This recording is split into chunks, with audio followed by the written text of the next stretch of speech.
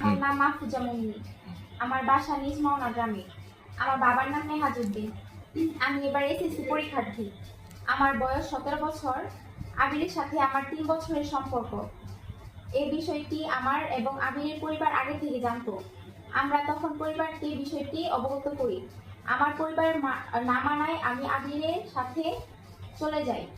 পরীক্ষার পরে পালিয়ে যাই এবং কোর্টের মাধ্যমে কোর্ট ম্যারেজ করে বিয়ে করি। আমাকে আবির অপহরণ করে নেয়। আমি 21 তারিখ আবিরের হাত ধরে চলে যাই। 22 এবং 23 তারিখে এসএসসি পরীক্ষায় অংশগ্রহণ করেছি। আমি অপহরণ হই নাই।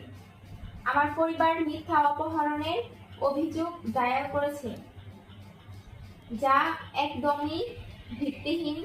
আমি আবিরের সাথে থাকতে চাই এবং আমাদের সংসার জীবনটাকে নষ্ট করার জন্য আমার পরিবার এবং কিছু মানুষ